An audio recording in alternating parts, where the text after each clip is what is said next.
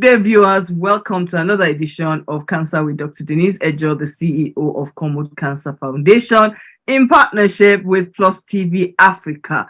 Today, what are we going to be talking about? We're going to be talking with advocates, and it's advocates take the lead in changing the story.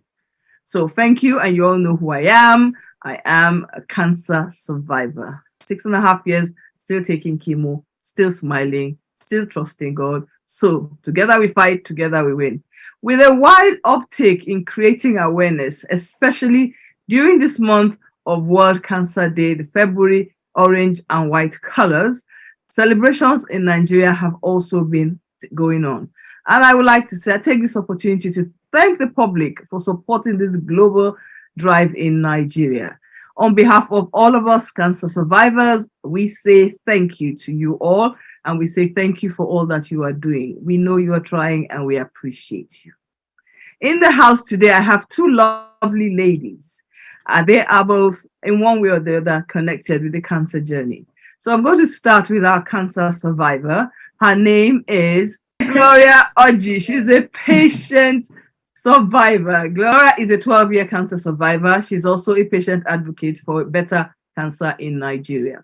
She believes she can do better if we can do better if we all join hands together and push for policies that will be favorable to the Nigerian cancer patient. As a patient, we believe we can have a good life within and after cancer if you all will support us and drive and change so that we can have access to care. Gloria, welcome to this program. Hello, everyone. And Doctor, thanks for having me on this laudable program. Thank you. Thank you. And who else have I got in the house? I have got Tolulope Yola Oladipupo. Did I get it? Yes,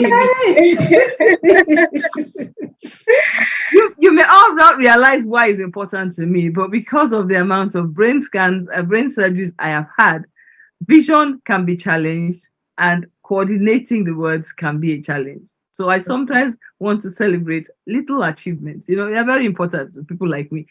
So a public health professional with over 7 years experience in programs management within the non-cancer health space. She is currently the programs coordinator at the Foundation for Cancer Care. Welcome to the program, Tolu, and thank you for joining me. Thank you for having me, Ma. It's good to be here. Good. Now, here we go. Let's start going with our questions, yeah? This time we have a bit more time. We're going to play around with this. So patient advocates are a part of the stakeholders as opposed to having to force ourselves onto the table. And I actually asked this question because I am actually concerned or not happy that on the World Cancer Day event organized by the federal government, I didn't see patient advocates in the center of the whole event. And if patients are the ones that have the disease, why are we not driving? Why are we not in the seat? We're not even driving the seat. At least give us a seat. It was an important day and we were not represented. So that is one thing. And the World Cancer Day was celebrated in Nigeria on the 6th of February this month. So what are your thoughts about the event as it focused on the medical community, Gloria? Because you and I have sat in this chair and you and I know the challenges and you and I know where the pain is. And then to have to sit down and have to watch this, how did you feel? Well, I felt disappointed, but I have learned to accept whatever the government wants to present in terms of cancer care or in terms of bringing cancer patients along when they are making their policies. So I was disappointed completely, but I have also, what I do in such situations is that when I discover that you don't want to take me along, I go along the way that is open to me. You know, I've attended so many fora and we have been hammering on this. How do you sit down and make policies concerning cancer patients without the patients being there? We said this in 2021 International Cancer Week. We said it in 2022 International Cancer Week, all organized by the Federal Ministry of Health. But even after you have mentioned it, the same story keeps repeating itself. So now I do I sit back and I want them to surprise me because I don't really expect much from them anymore. So you can begin to imagine that we are talking about World Cancer Day and the ministries sat in their conference room. They didn't even move out, sat in their conference room and commemorated it. And I believe that if it is a ministry that really knows what they are doing, they wouldn't have done that. It wouldn't have been as if it is a normal thing. There would have been serious preparations towards that, but nothing was done. The information was just out there, and it's not as if it is particular to a person. If they wanted the patients to come, they know where to find us. So they cannot say they don't know where the patients are. They know where to find us. So nothing was done in that aspect. And we sat back and watched them do their World Cancer Day. I think in Nigeria, we plan to fail. That's how I would put it. We plan to fail because you know that this is a problem you have been having. You know that this is how you have been doing it and failing it, and you continue that way. Then, what else can I say? You're planning to fail, but the patient voices will not fail. So we'll continue shouting, we'll continue talking, continue pushing until we get where we want to. Thank you very much. You've just made me highlight. I think it's important that we highlight at this point the facts of what's going on, because according to the Union for International Cancer Control, who we interviewed last 2 weeks ago, I think, in January, actually on World Cancer Day, we interviewed the UICC.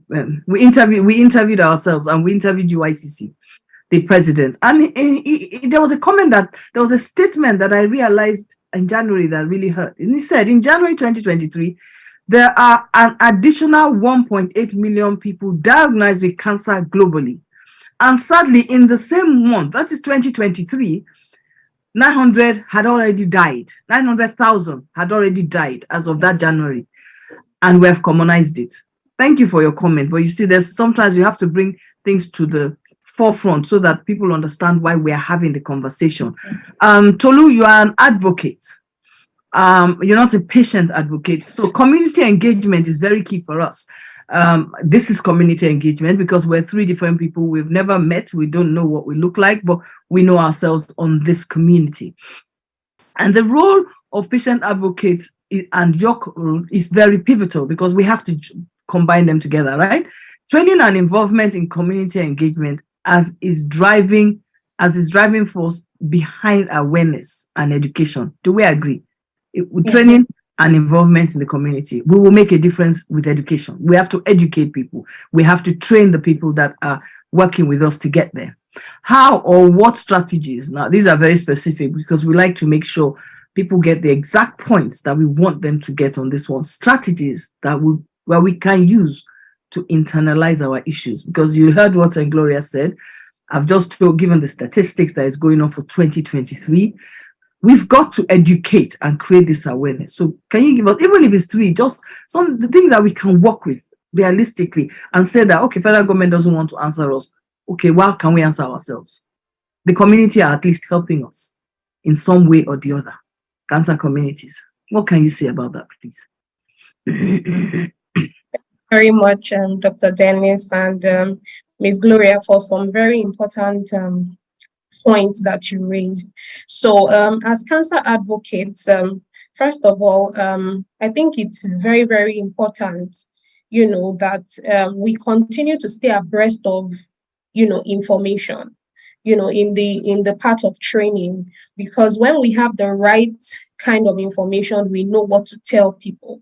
And I would make reference to the statistics that Dr. Denise shared. We were writing a report in the foundation, and the statistics that we had were 2020. But I remembered listening to the show, one of the shows in the past few weeks, and where these statistics were actually mentioned. So, I was able to push for my team member to actually go and do research to find out what are the current statistics as it relates with cancer care and cancer deaths as well. So I believe that training is very important because it helps us to even have the right kind of information. And one of the ways or the strategies is to, number one, always, be engaged in such forums where you can get this information. I think an example would be the NCS, the Nigerian Cancer Society, which,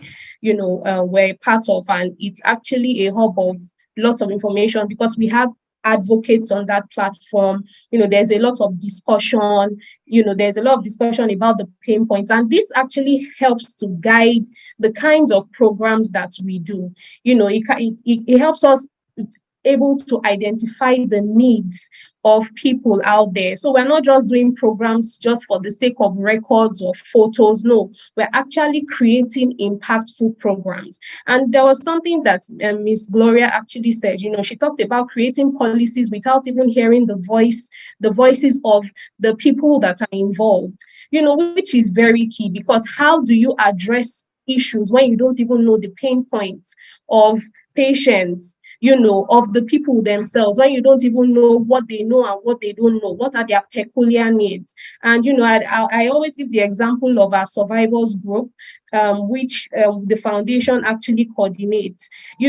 Before it was just about, let's just have programs, let's bring people together. But we found that the survivors were not, it wasn't producing the kind of results and the kind of emotional support that they should be having.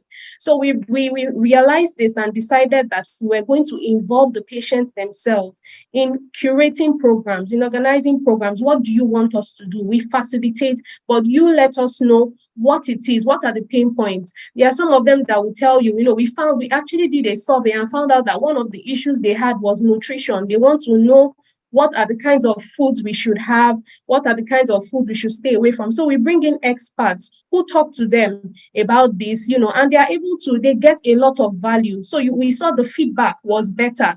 For some of them, it was mental health issues. For some of them, it was issues with their finances, because cancer is a very expensive disease. So we were able to create targeted programs that were beneficial to the people. So I think that as cancer advocates, this is really, really critical. Listening to the people, what are the things that they really need, and then creating targeted programs. And it also goes for the government, coming up with policies that really address the core needs of patients who are the focus of this whole cancer space, as well as preventive programs. If we go to a community, what have they had before? What do they need right now? So I think that, these are very simple things that we can incorporate in our planning that will help us actually curate more effective programs and build better community engagement amongst people. Thank you, Tolu. You actually hit quite a broad place. And you see, it's very nice for me because I intentionally always do this with Gloria.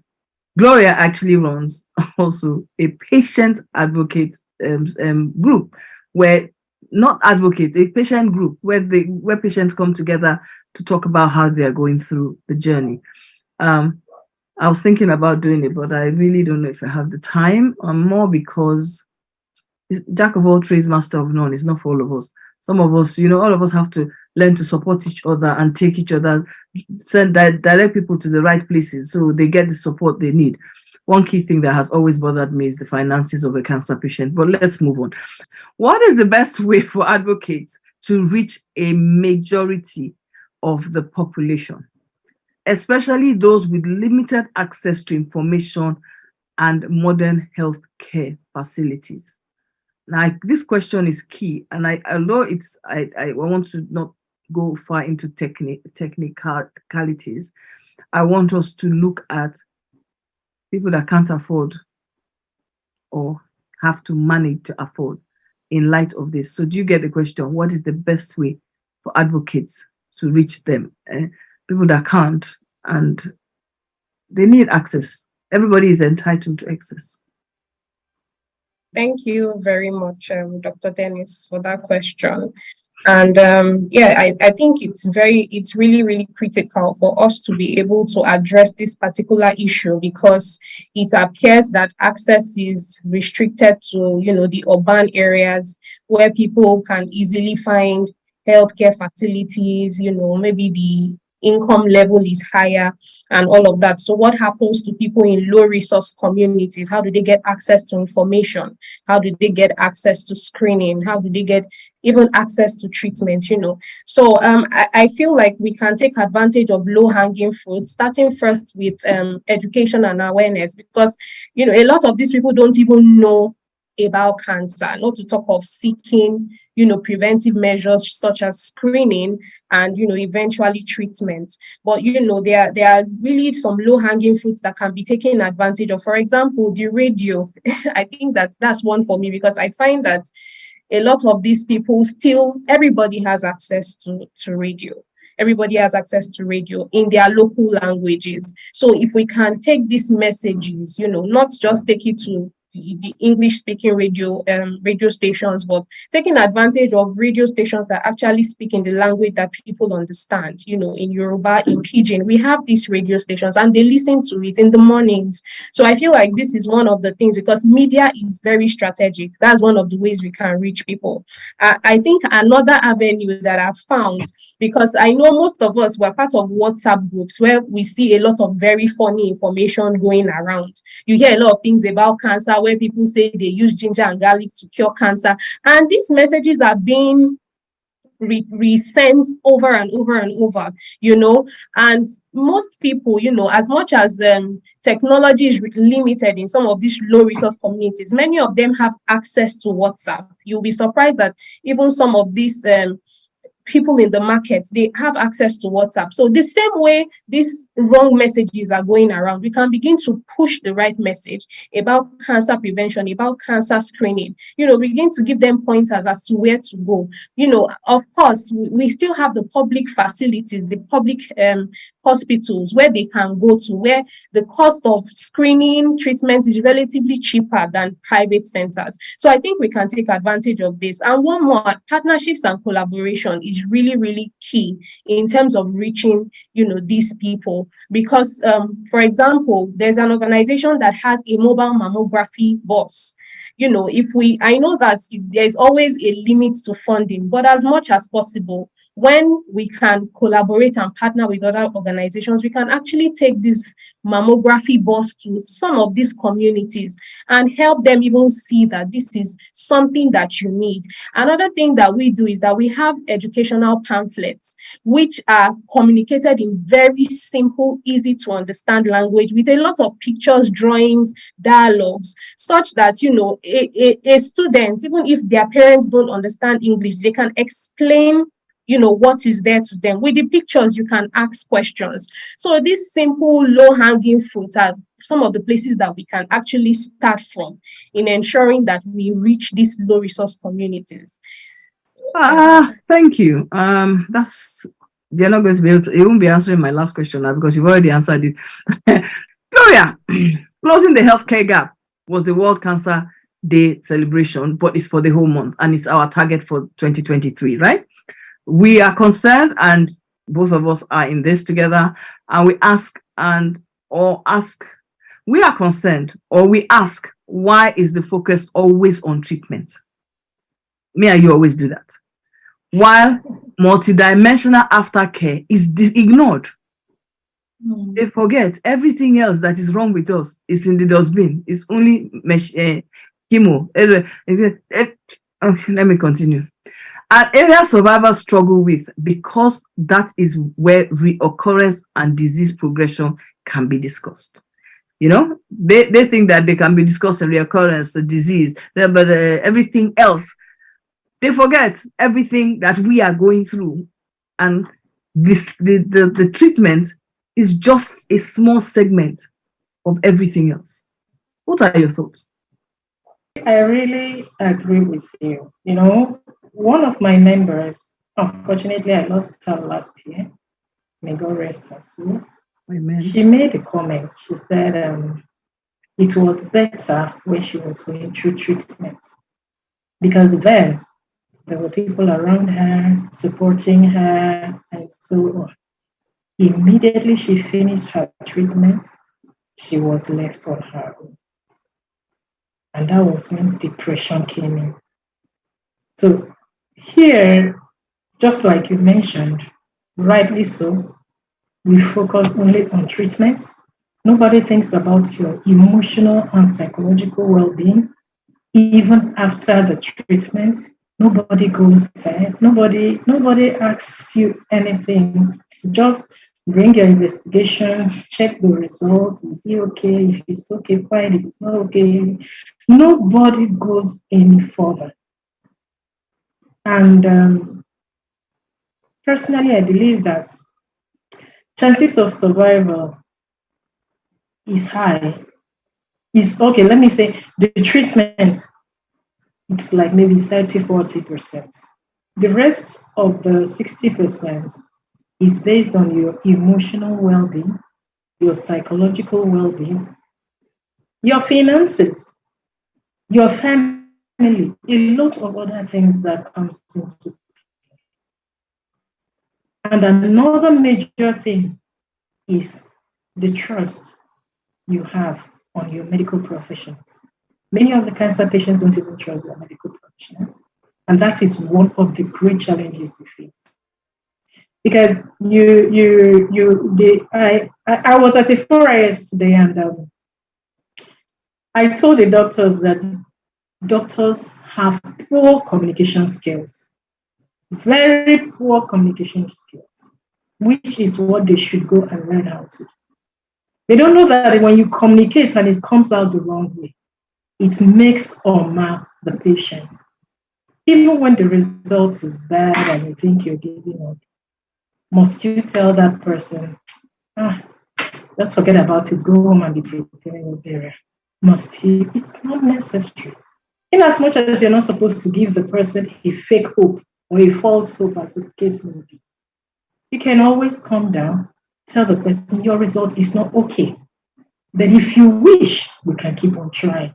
That is better than telling the person, just forget about it. I had one of my members, she's in Lagos.